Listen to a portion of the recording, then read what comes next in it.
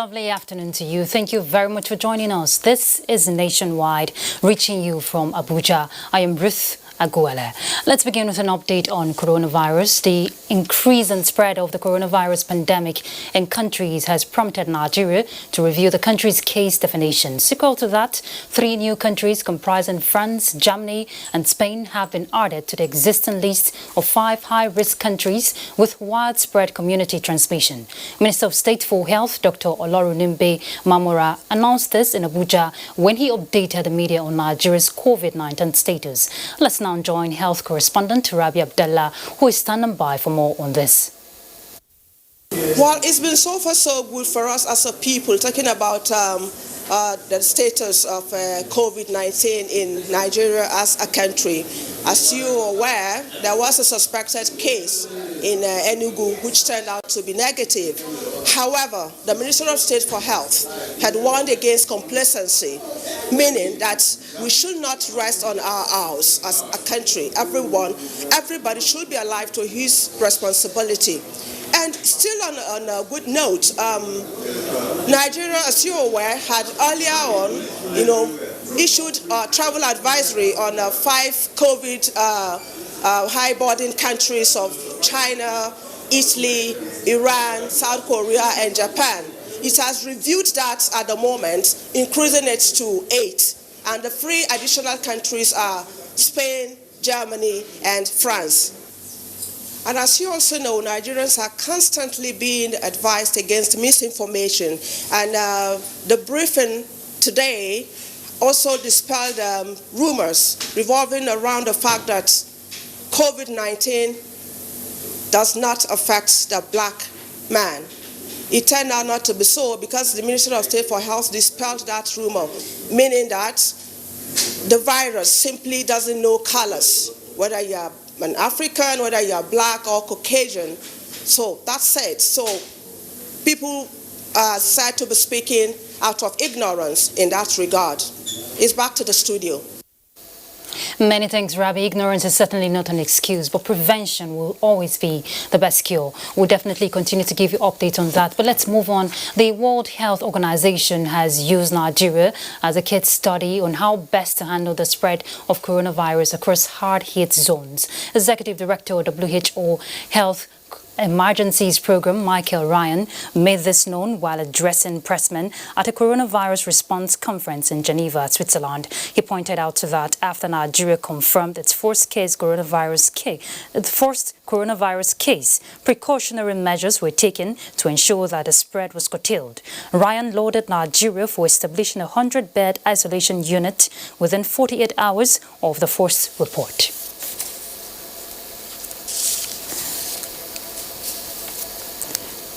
Now, let's look at still on COVID-19, but on sports. With a countdown of 6 days to the commencement of the National Sports Festival in Benin City, the federal government has restated its affirmative actions towards containment and preventive measures against the spread of COVID-19 and resolved to host the sports festival tagged Edo 2020, slated for 22nd March to 1st April 2020. The Minister of Health, Dr. Osage Ehanire, made this declaration during a press briefing in Abuja, reinforcing the position of the federal government towards the hosting of the Unity Games in the present circumstance. Meanwhile, the Minister of Youth and Sports Development, Mr. Sunday Dare, admonished all athletes and participating officials to abide with his advisory on usage of hand sanitizers throughout the duration of the sports festival. As part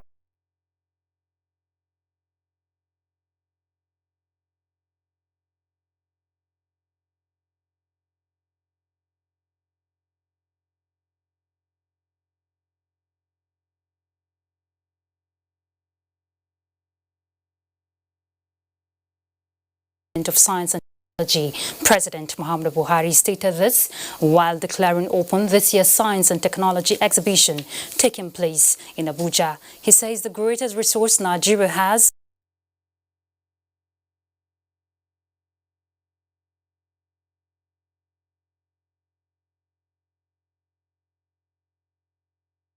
awards for the first 3 winners of the exhibition up to PhD degree level.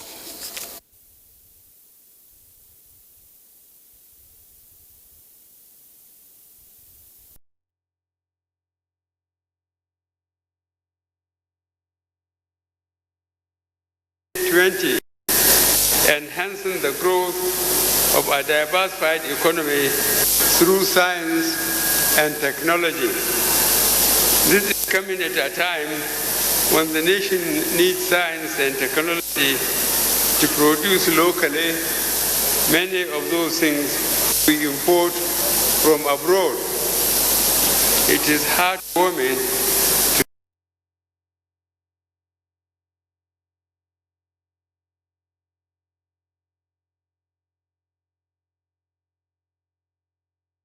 to use sector to create the needed opportunities to ensure that Nigerian scientists work towards providing solutions to our problems of insecurity, unemployment, poverty, healthcare delivery and power, among others.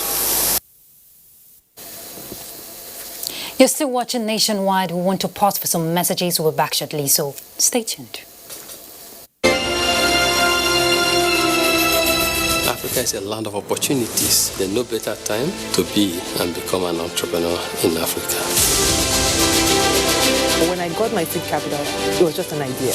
I didn't even have a business. There was no happy coffee. Right now, we are employing 22 young people. De recevoir le financement qui m'a aidé à démarrer cette activité et aider beaucoup. Having been an entrepreneur myself, let me help to create more. That is the driving force behind the 28 Melu Foundation. No one but us will develop Africa. We need to look inward to see how we can share prosperity. The future of Africa is in your hands.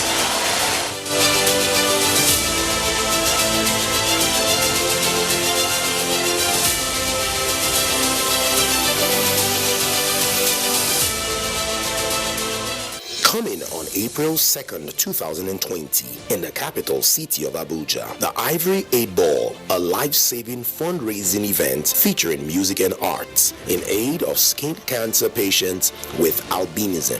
For participation and sponsorship, call Edidiong on 070-197-73352 or Chinwe on 090-559-61514. This event is powered by Nigerian Television Authority, TV Enterprises, Federal Radio Corporation of Nigeria, FRCN, African Independent Television, and Ray Power FM, Silverbird Television, and Rhythm FM, the Albino Foundation, the Ivory 8 Ball, for a worthy cause. Watch out. COVID-19 pandemic and the global economy is the focus this week on NTA Tuesday Live. What mechanism is in place in Nigeria given the ravaging effect of the pandemic on the economy? For answers and more, tune in at 10:30 p.m. on NTA Tuesday Live. Tuesday Live, incisive and educative. Join us.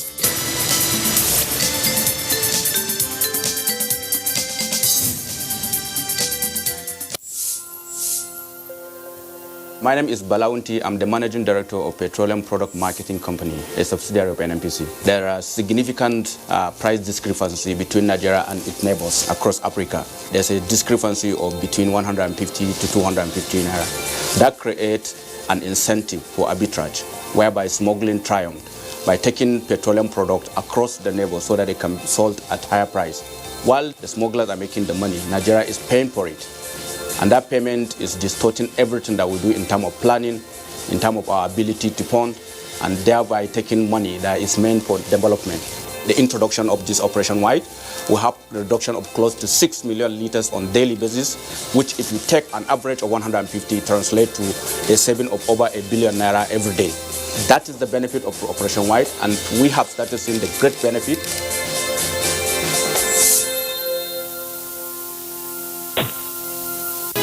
Nigerians, coronavirus is dangerous. It can kill. When you see this sign, high fever, cough, shortness of breath, drowsiness, pneumonia, don't panic, don't hide, don't embark in self-medication. Promptly visit the nearest medical facility. Report all cases to the nearest hospital. Prevention is key. Avoid contact with infected persons. Avoid crowded areas as much as possible. Wash your hands regularly. Use hand sanitizers. Your life is precious. Stay alive. Live long. Live right. This message is sponsored by the Federal Ministry of Information and Culture and the Nigerian Film Corporation. Nigerian Film Corporation, powering possibility.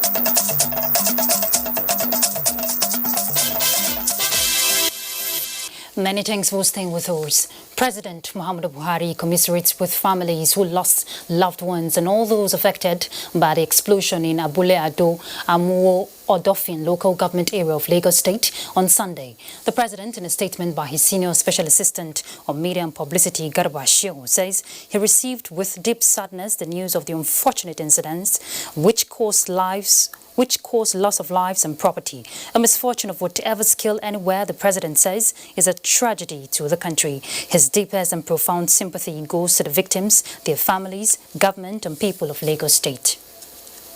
And still on the Abule-Ado explosion, the All Progressives Congress commiserates with victims of Sunday morning incident. The party, in a statement by its National Publicity Secretary, Lanre Isa Onilu, sympathizes with residents who lost property in the explosion and wishes the injured speedy and full recovery. The party also commends the emergency responders in quickly containing the fire and attending to victims. Similarly, President of the Senate, Ahmad Lawan, has expressed sympathy towards those who are injured and those who lost property to the inferno. The President of the Senate also commiserated with the Lagos State government over the tragic incident and prayed to God to comfort all those who were affected, while calling on the relevant authorities to get to the root of the incident with a view to forestalling a recurrence. Still on that, the Progressives Governors Forum has commiserated with the government and people of Lagos for the sad incidents of the pipeline explosion that caused many deaths and devastating damages to many houses in Abule-Ado area of Lagos State. Chairman of the forum, Governor Atiku Bagudu of Kebbi State, in a statement condoled their colleague, Governor Babajide Sanwo-Olu, the people of Lagos, especially the residents and indigenes of Abule-Ado, who have lost their homes, property, livelihood, and have been displaced by the ruin. The Progressives governors have expressed confidence that, with the good leadership of Lagos State government, the situation will be managed in the best way possible. All right, let's join my colleague in Port Harcourt, Dibabari, to bring us more reports on Nationwide.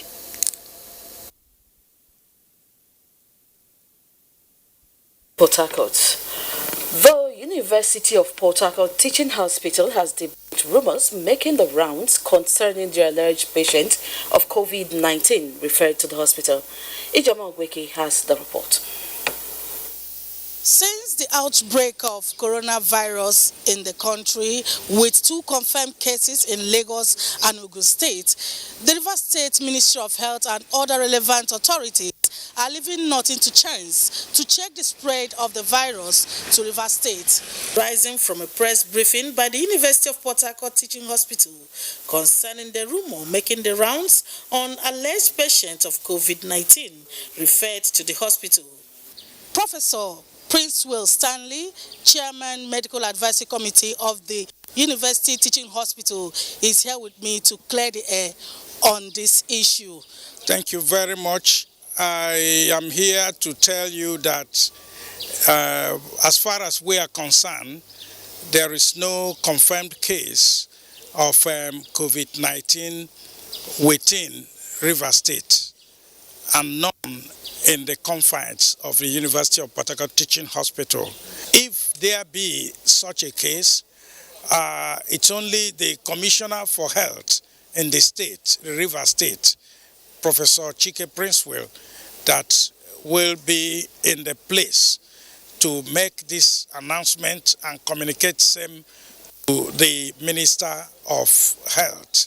People are advised not to panic, continue with the precautionary measures, and they also desist from rumors and fake news. From the Port Harcourt Teaching Hospital, Ijomu Bweke, NTA News. Thank you, Joma, for that report. The House of Representatives Committee on Environment has called on contractors handling remediation work in the oil-impacted communities across Ogoniland to fast-track action towards timely completion. Chairman of the committee, Johnson Aguma, made the call during the committee's oversight fact-finding visit to remediation sites in Ogoniland. Diane Kume Ulo completes the story.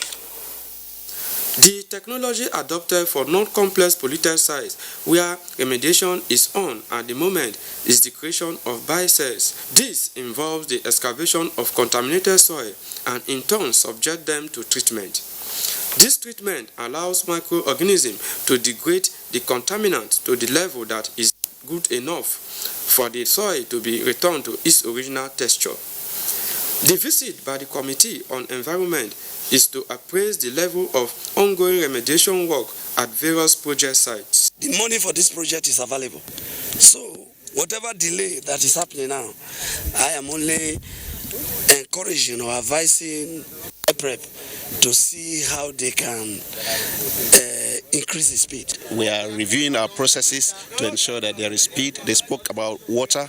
We are at the process of awarding to contractors who will do the water. The visiting delegation earlier interfaced with the traditional institution in Thai Kingdom. From Thai local government area of River State, Yanukume Ulolo, NTA News. Though controversial 30,000-litre capacity truck abandonment by its occupants on citing officers of the Nigerian Security and Civil Defense Corps has been handed over to the Akwa Ibom State government with a call on tanker drivers to always maintain rules of engagement while dealing with officers on duty. NSCDC State Commandant Samuel Fadeyi made this call during the handing over formalities in Uyo. Kelvin Samuel reports. The 30-litre capacity truck impounded by officers of the Nigerian Security and Civil Defense Corps in November 2019 suspected of carrying illegally refined petroleum products, but the intervention of the Senior Special Assistant to the Governor on Petroleum Matters led to further investigation that revealed the product to be legitimate. We did the forensic test. We also did a check on the depot where it loaded. It also came out genuine. Handing over the truck to the Senior Special Assistant to the Governor on Petroleum Matters, the NSCDC Akwa Ibom State Commandant Samuel Fadeyi advised tanker drivers who are carrying legitimate products not to fear whenever they sight officers on duty, but allow officers carry out necessary checks while ensuring that the command will continue to maintain professionalism and the discharge of their duty. The Senior Special Assistant to the Governor on Petroleum Matters, Victor Etefia, who received the truck on behalf of Petroleum Tanker Drivers Association, assured that the Akwa Ibom State government will continue to partner the agency in its fight against crude oil theft and other criminalities across the state. The truck was thereafter handed over to the chairman of Petroleum Tanker Drivers Association, who had issued a strike notice to the Akwa Ibom State government demanding that the truck be released. In Uyo, Kevin Samuel, NTA News. And we are done from this zone. Is back to Ruth for the rest of the news. Good evening. Thank you, Dibabari. The Federal Road Safety Corps is cautioning truck drivers plying Kano-Maiduguri Highway to exercise caution, especially as they approach Showaring in Jigawa State, interchanging flyover to avert accidents. Now, this followed an accident which occurred Monday morning, killing many cows. Let's now join Mohammed Musa Askira at the site for details. Here is a truck that was coming from Azare town where it loaded about 37 cows and on its way to Port Harcourt in the southern part of this country and had an accident here in the early hour of this morning.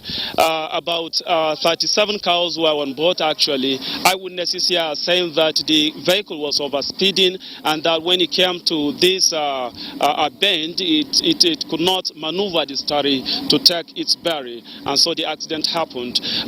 Actually, with me here is Malang Abdullahi Yahya, who was one of the witnesses when the incidents happened. Malang Abdullahi Yahya, Assalamu alaikum. menene ya faru ne takamaimai da safe? To abin da ya faru misalin karfe 9:30 Allah ya kawo ibtila'i, motar ta zo daidai kan kwana, Allah ya kawo ta kwace daga hannun direban nan. He's saying that by 4 o'clock this evening, the cows are going to be reloaded and, be on their way to Port Harcourt. Meanwhile, 4 of the cows were slaughtered because they have sustained injuries that they could not withstand the pressure of, long journey anymore. So they were slaughtered and will be sold to consumers in Dutse. We will hear from the authorities what should be done or what kind of advices would they have for drivers who are applying this road to avoid this kind of incidents in the future. All roads in Nigeria are not designed for high-speed driving, and as such, speed must be limited to the way that at any time and at any point in time, vehicles can be controlled without any much problem, especially this kind of vehicles that are already overloaded with animals. And animals being living things, they react to sudden movements and motions. And as soon as there is loss of control, the animals themselves will go haywire, they will go helter-skelter, and they will destabilize the whole vehicle itself. From Shuari town of Jigawa State, I am Muhammad Musa Askira, NTA News. Many thanks, Mohammed, for that update. Let's look at security issues. 2 Boko Haram members have surrendered to troops of Operation Lafia Dole deployed to Tashangoto in Bama local government area of Borno State. A statement by the Nigerian Army Operations Media Coordinator Colonel Aminu Ilyasu indicates that the intensity of the ongoing counter-insurgency operations in the northeast made some of the terrorists to drop their arms and appeal to their colleagues to quit the baseless fight. Similarly, 6 kidnapped victims have been rescued by troops of the Nigerian Army. 4 were liberated in Anka local government area of Zamfara State, while the other 2 was in Mahuta village in Makarfi local government area of Kaduna State. Colonel Aminu Ilyasu notes that several bandits, terrorists were captured, arms recovered and camps destroyed. Still on security matters, the Nigerian Air Force says the Air Task Force of Operation Lafia Dole on their Operation Decisive Edge has successfully destroyed some logistics facilities and other structures belonging to elements of the Islamic State of West African Province at Bukar Meram on the fringes of the Lake Chad in Borno State. In a statement by the Nigerian Air Force, the attack was executed on March 9, 2020 on the heels of intelligence reports indicating that the terrorists had resumed using the settlement to store their logistics supplies. Similarly, on March 11, 2020, fighter jets and a helicopter gunship scrambled by the Air Task Force to provide close air support to ground troops at Gubio, neutralized an ISWAP gun truck and some of their fighters as they attempted to beat a retreat after they were defeated by a combination of air and ground fire. And to other issues, human capital development and the recruitment of the professional manpower in manning critical sectors of the nation's economy is consistently receiving attention under the Petroleum Development Trust Fund Overseas Scholarship Scheme. Abubakar Usman Akwanga reports that PDTF is given a priority to MSCs and PhD students in the 2020-2021 exercise. Our professionals drawn from different fields of learning, they are at this assignment inaugurated as panelists to oversee the selection of qualified candidates for the PDTF 2020-2021 scholarship. The PDTF through Special Fund trains requisite manpower in science-oriented areas for industrial development of the country, for which many have benefited. Already, more than 25,000 entries have been received across the country that will be screened in the 6 geopolitical zones headquarters. It is necessary to reiterate the need for absolute professionalism and integrity of all parties in the conduct of the exercise. The exercise, which will reflect the principle of federal character, has 2 weeks to complete its assignment ahead of successful candidate departure by September 2020. We should expect transparency and actually we'll do our best to make sure things are gone based on merit. The marking scheme is clearly defined. There is no ambiguity about the marking scheme. It is clearly defined. So we know what we want. The host countries for the international scholarship are China, UK, France, Germany and Malaysia as an additional coverage area. In Abuja, Abubakar Usman Akwanga, NTA News. With the recent unbundling of mass communication into 7 different courses by the National Universities Commission opened doors of choices to aspiring students of the course. In view of this, students of National Open University of Nigeria paid an excursion visit to the NTA headquarters in Abuja to have a feel of the dimensions of the course. The final output that is being projected on the screen. Mass communication job has some behind the scenes not visible to the viewers. These unseen scenes are what these students from the National Open University have come to see. As their motto says, work and learn, they have come to learn in the workspace of the NTA. Their first port of call was the program's studio, where they were taken through the process of programming. They don't need to go inside. They are outside. The director is outside, just like those people are there. The network newsroom was next. Here, they were taken through the practical routine of news gathering, production, casting, as well as camera operations. During that production stage, you just need seriousness, you need concentration, you need to give me your best. Because if anything goes wrong, the producer is going to answer for it. Juliana Babalola is in her late 30s, a student of now. It is therefore necessary for her to juggle between work, education and personal life. A combination, she says, has not been easy. This visit to the NTA has no doubt intimated her with a desired course, which she says will help her perform greatly in her academic pursuit. We as National Open University students, we are not used to classroom teaching. We do it on our own. So with this outing today, I think this is just like a practical aspect of education, which I think is of great value. Coming here today has actually improved our whole knowledge base on the idea of mass communication. I get to see some of the things I've been reading, like types of microphones, types of cameras, and the rudiments of news reporting. They expressed optimism to be in the forefront of journalism in the nearest future. Let's look at the economy. The Central Bank of Nigeria this Monday announced temporary policy measures to mitigate the effects of coronavirus on the economy. Let's now join Leah Katungbabatende at the CBN headquarters to give us an update. Have been reacting to growth concerns that the coronavirus has brought on major economies. Now, the Central Bank of Nigeria has this Monday reacted also to global concerns that have rattled markets from oil and gas to airlines, manufacturing, trade and consumer markets. Governor Godwin Emefiele of the Central Bank of Nigeria announced 6 initial policy responses to combat COVID-19 scourge on the Nigerian economy. Now, these policies, of course, include extension of moratorium on loans, interest rate reduction on CBN's interventions from 9% to 5%, the creation of a 50 billion naira fund, credit support for healthcare sector, regulatory forbearance and strengthening of loan to deposit rate policy.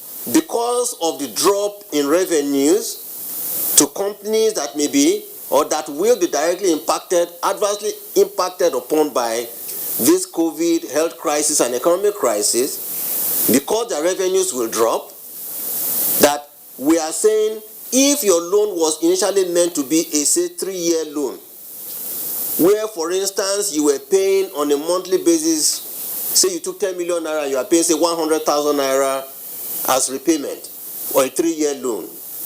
We are saying we are going to grant the banks the dispensation where they can restructure your loan from 3 years to 6 years, such that in addition to low interest rates, what you'll be making in instrumental repayment of your loans would have dropped from, say, 100,000 naira monthly to to save 50,000 naira monthly to match the reduction in revenues arising from the impact of coronavirus. And the Monetary Policy Committee will be meeting here next week, and the Governor, Emefiele, hints that decisions on the monetary policy rates would then be taken, but for now, he has no answers to that question. From the Central Bank of Nigeria building, I am Leah Katun Babatunde.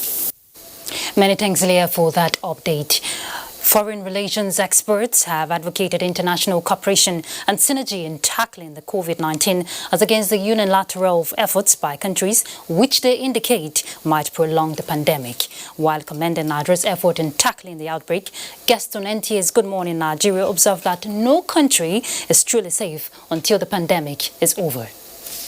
Humans require visas and passports to travel from country to country, but not so for the coronavirus, which travels without barriers. While discussing the impact on foreign relations, guest on Good Morning Nigeria highlighted the failure of global leadership and a drift towards unilateral policies and blame game. When we got to know that it was far more serious than initially thought of in China, the world should have rallied to provide assistance to China. Look, even WHO, by the time WHO started sending people, it was almost a month or so into the crisis.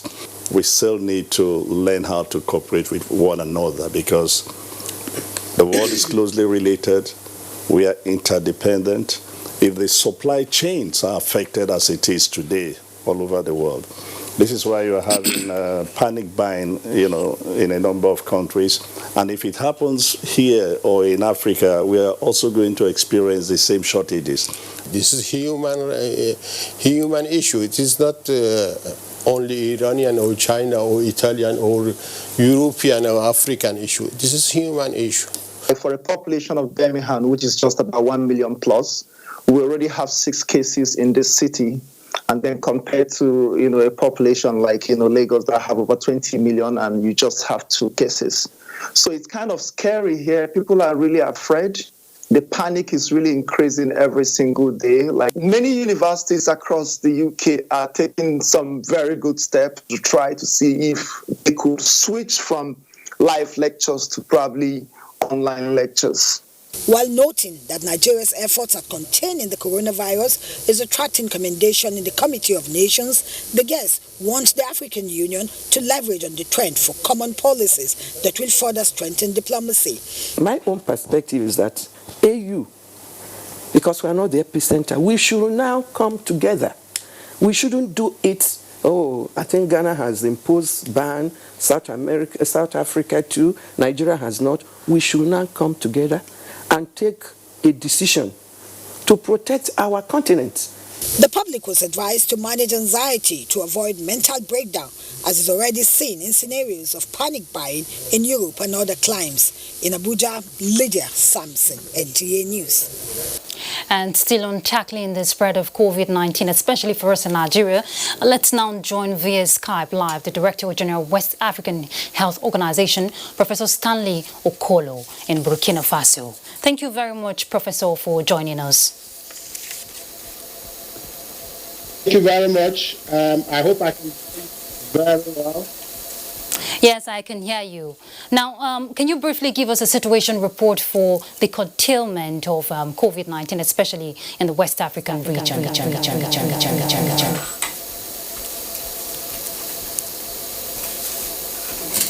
Professor, I don't know if you heard my question. Audio has gone. I cannot hear you. Professor, I said, can you give us a situation report on how West African region has been able to curtail the spread of COVID-19? Okay, at the moment, we do have COVID-19 cases confirmed in a good number of our countries. Senegal has 24 cases. Burkina Faso, where I'm speaking to you from, has about 15 cases as of today. Ghana has 6. Nigeria has 2. Cote d'Ivoire has 4. But we also have 1 case each in Togo, Guinea, Liberia, and in Benin Republic. Now, as you know, I did speak to you at some point talking about the preparedness that we have in our countries in terms of screening and in terms of monitoring those who are entering the countries. And all the cases in all our countries at the moment are all imported cases, except some of the cases that we have in Senegal, where we had some local transmission within a particular locality. Now, all the countries themselves are absolutely continuing with the plans that had been made by the health experts in terms of how to contact trace, how to isolate, how to quarantine where possible, and how to manage the cases. One of the things that is developing now, which is not very helpful, is that we must ensure that we continue to have a regional approach as opposed to having individual country approach to this particular pandemic.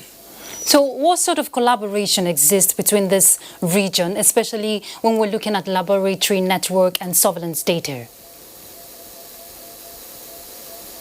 Network, if I heard you very well, the sound is not extremely good on this side, but the network is strong. Okay. And because the network is strong, that's why I can give you information on what is happening across all the countries on a real-time basis, because we are always communicating and coordinating.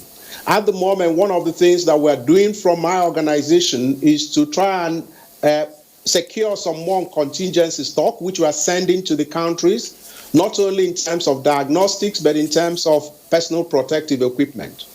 However, we all know that different countries face different problems. And so there are some countries where the problems are problems of quarantine and infrastructure. And there are countries where the problems are to do with the individuals who will run some of those programs. Now, Prof, WHO has commended Nigeria in curtailing the spread of the COVID-19 and even described it as one of the safest place to live presently. Now, what's your take on that? We must all commend what Nigeria is doing.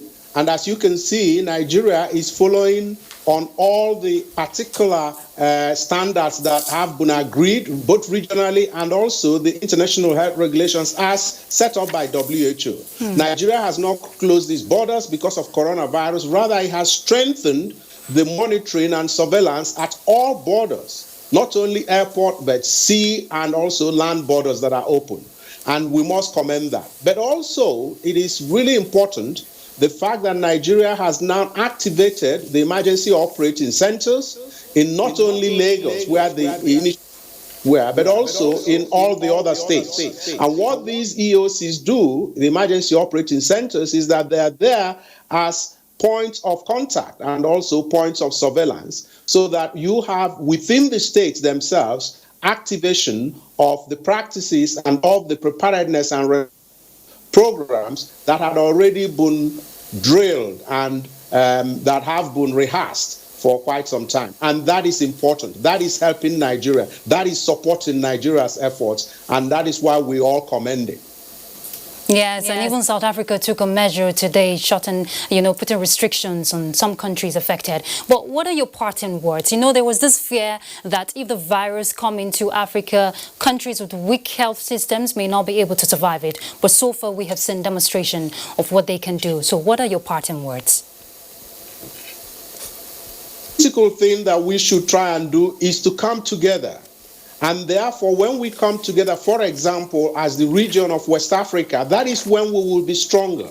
Because if we start thinking of individual countries facing it on their own and also going solo in terms of some of the programs and things that they're doing only for their own people, it will not necessarily be the best approach. The best approach is that we are on it as a regional body, and therefore we can not only borrow good practices from places like Nigeria, but we can also support the weaker ones, and we can also support the hotspots. But by so doing and continuing to have transparency and continuing to ensure that we do not necessarily blanket close our borders, that is when you will find that the region will be much stronger in trying to tackle this as a bloc.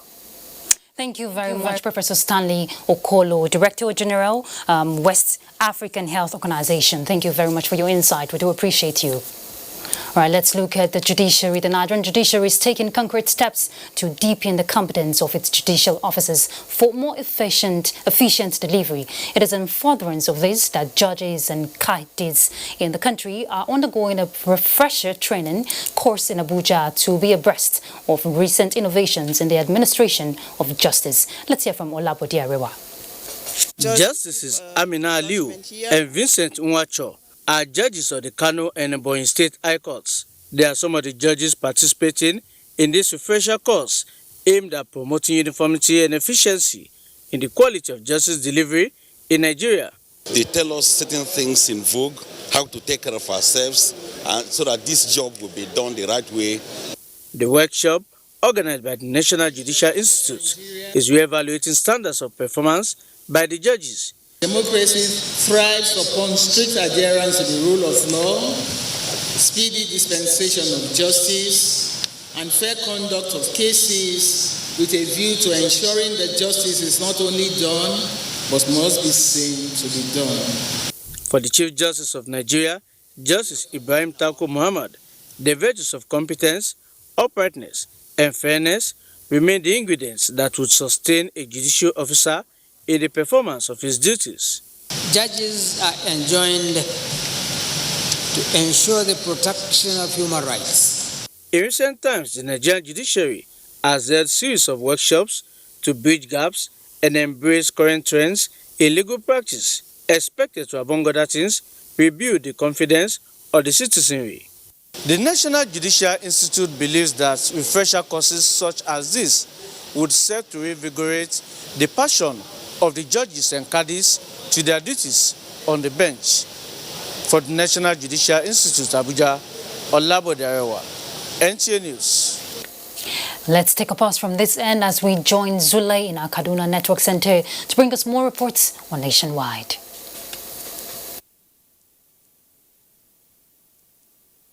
Thank you, Ruth. Good evening and welcome to Kaduna. As the world intensifies efforts to curtail the spread of COVID-19, authorities in Kaduna State have kept faith with their commitment to sanctifying the state against infiltration of the virus through sustained surveillance at entry and exit points. Major Maadomo is standing by at Rigasa train station where members of the State Rapid Response Committee are on duty. Hello. The update from Declaration of COVID-19 by the World Health Organization as a global pandemic. Multinational bodies across the globe have been emphasizing definitive, decisive action to contend with this global calamity. Here in Kaduna State, though no single case has yet been detected, the authorities concerned are not resting on their oars. The State Rapid Response Committee has been up and doing, visiting especially exit and entry points throughout the state with advocacy and monitoring the situation. I'm here being joined at the Rigasa station by Malam Nur Akali, a member of the Rapid Response Committee. We are screening the passengers that are coming in. We are screening them. What is the extent of the screening? To detect whether their temperature is more than 37 degrees. So have you detected any person now that requires further investigation? No, we didn't detect anybody for now. What is the state of the facilities we are using? They are adequate. We have this facility. Look at the F1 here, and I have the infrared for temperature, for measuring temperature. And how have the people been cooperating with you? They are cooperating well. They are cooperating. Look at them, they are cooperating well. Thank you, Madam Nura. Thank you. So that has been the situation here at Rigasa train station in Kaduna. Over to you in the studio. Right, thank you so much, Major Mara, for that update. And now to agricultural matters. Irrigation farmers in Kano State are taking advantage of research work on water management technologies popularized by the Institute of Agricultural Research, Ahmadu Bello University's area, to boost wheat production in the country. Muhammad Rabiu Ali reports that it is expected that farmers trained under the scheme will transfer the technical know-how to farming communities in their areas. Technologies for African Agricultural Transformation in NABLA Compact Project for Water Management is part of the ongoing efforts to look inward in repositioning the agricultural sector in the country. The system will assist farmers to minimize loss and increase wheat production. It is in line with this that the research team from Institute for Agricultural Research, Zaria, selected 30 wheat farmers and 10 extension workers from Alkamama village in Bunkure local government area of Kano State and train them on new irrigation methods. One of the reasons for poor yield is poor management of water. No matter how much fertilizer you put on the field, if water is poorly managed, your yield will be low. It is expected that wheat, rice and sorghum production through the use of water management will double and serve dual purpose of job creation and changing the fortunes of farmers. The derivation of this program in our land is another achievement, especially in aspect of agriculture. It has been for long that we are using the local term of irrigation by using water forms and the wastage of a lot of water in irrigation. We will try to let His Excellency know the importance of this to his people. Nigerians need such innovations to sustain current commitments to make it hub of food security not only in Africa but the world at large. Muhammad Rabiu Ali, NTA News. Right, thank you so much, Muhammad Rabiu Ali. And let's join Ruth in Abuja for more Nationwide. Many thanks, Zulay. And we have to take a breather because we want to take some messages. So we're back. Patriots, welcome aboard the Progressives. The assurance I can bring Nigeria that I will continue to do my best. The Progressives is the bulletin of the leadership strides and landmark achievements of the APC-led government in Nigeria. And I'm your host, Edith Yassin. Join me every week as we x-ray the different activities of the ruling party at all levels of government, bringing you facts and figures of progressive programs and projects. It's going to be entertaining, informative. Being a technocrat doesn't mean that one is inflexible. It just means that one has different experience. And I think I can tell you that. And reveal the Progressive, showing soon on this channel.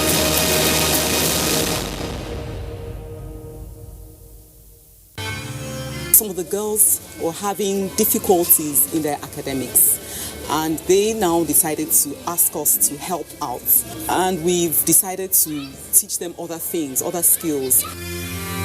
To invest in a woman is really to invest in a nation, because the women really are the heart of the family.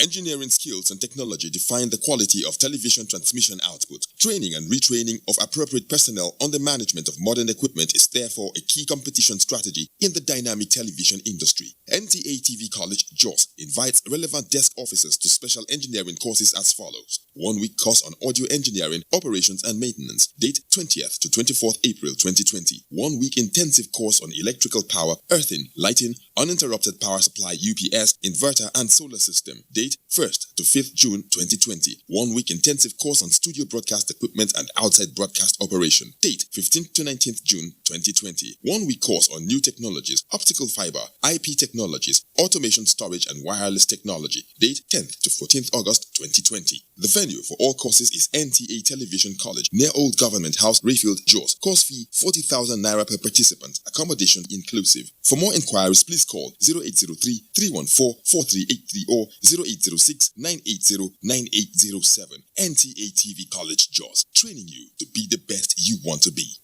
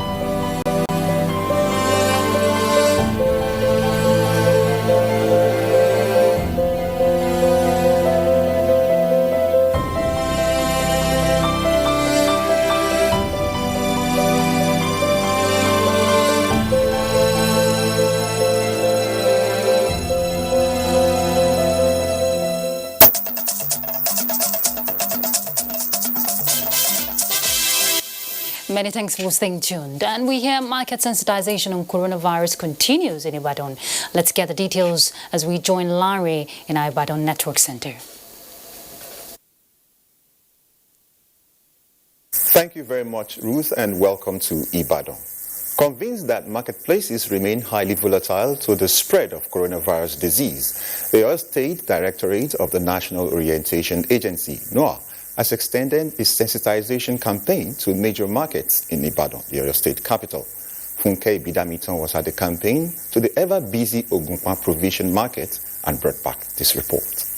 Statistics released by the World Health Organization's WHO on the coronavirus COVID-19 puts infected persons across the globe to about 130,000, of which over 4,700 are reported dead. Although Nigeria's index case has been contained, efforts to prevent the spread has been upscaled across the country. The campaign to the Ogunpa Provision Market in Ibadan by the National Orientation Agency team witnessed the enlightenment of market men and women on personal and environmental hygiene, as well as prevention measures and symptoms of the disease. We have come to their base to sensitize them on what they need to know. We are supposed to sneeze into the elbow, and make sure that you contain the sneezing within the elbow. The traders comment. We should tell the children that they should wash their hands with soap and water. Even the market people are coming here to buy something. You don't know the person that have coronavirus. They should be careful about the disease. The National Orientation Campaign, which is also reaching out to religious leaders, will also be extended to motor parks and other public places. In Ibadan, Funke Bidamiton, NTA News. Osun State Governor Gboyega Oyetola has signed into law the Osun State Security Network Agency codenamed Amotekun Core Bill 2020. Femi Afariugun reports. I, Gboyega Oyetola, hereby sign the State of Osun Security Network and Amotekun Core Bill into law. Governor Oyetola has high expectations that Amotekun will further concretize the profile of the state as the most peaceful and preferred investment destination in Nigeria. To him, the signing again is a further commitment to regional integration and shows high premium placed on security and welfare of the people. I want to say that our region and our state will be the most secured in Nigeria. The recruitment will ensure that there is no particular local government that does not have a representation in the recruitment process. But we're working out the details to ensure there's a smooth takeoff without any serious hitch. We too will work hand in hand with the members of Amotekun Corps.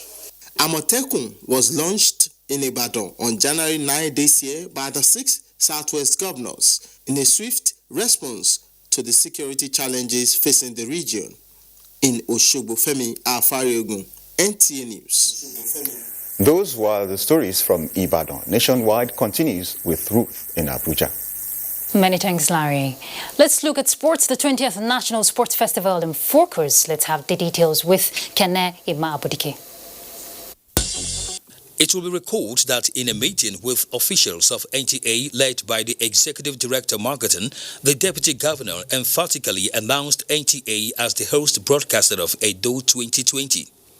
We are also thankful to the management of NTA to have accepted to also carry out their mandate, and we have agreed with NTA that they are going to be the host broadcaster of this event. And NTA have the reach, and they also